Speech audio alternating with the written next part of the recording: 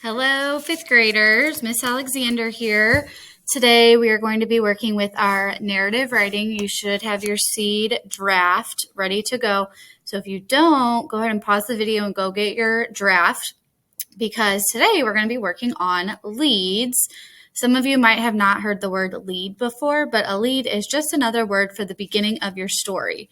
When we are writing a story for narrative writing, we want to make sure that we engage the reader and we don't just start with something boring. We want to make the reader want to read the rest of the story. So we're going to go through 5 different types of leads today, and then you will be able to practice some with your writing. So the first one is called a talking lead. This is my favorite lead. Because as soon as I read it, I want to make sure I know what's going on in the story and I want to keep reading. So just like it sounds, this lead begins with dialogue. So I have an example over here on the right. A normal, maybe boring lead would say, there was a bat in our house last summer. Okay, well, I already know what the story's going to be about. I might start reading, I might not. Then you can do, here's an example of with the dialogue, making it a little more exciting. Quick, hit the floor, yelled my dad. Whatever you do, don't look up, my mother added as I dropped to the floor and slid myself under the bed. It was a terrifying night to find my family, when we discovered a bat in our house. So that makes me want to keep reading a little bit more because I want to know, first of all, why they're hitting the floor.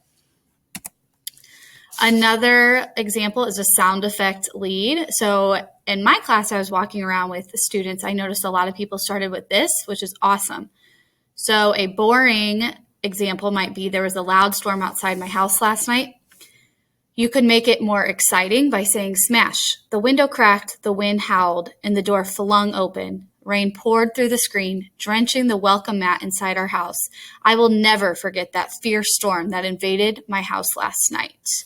So that's a little more exciting than just saying there's a storm. Number 3, we have an action lead. So this lead can get the reader involved in the story quickly.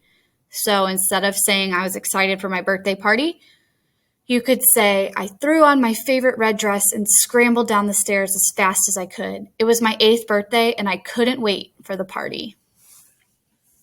So that tells me they scrambled as fast as they can. That means they were in a hurry and that they were excited. Snapshot lead. So instead of saying ice skating is my favorite sport, we're going to take the reader into maybe what it feels like to be an ice skater, and so that they can picture it. It's 10 degrees below zero and the river is frozen a foot thick. It makes a snapping sound like the limbs of a tree cracking. A lone figure glides along the black ice. Sorry, my spelling is not great in this. That's me doing my favorite sport, ice skating. So that makes the reader think, like when I read that, I'm picturing a frozen over lake and somebody skating on like a snowy, cold December day.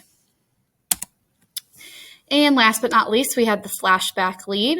This lead takes the reader back to a specific event in the past that relates to the topic. So I know in my class, a lot of people are writing their stories about a time that they were doing sports.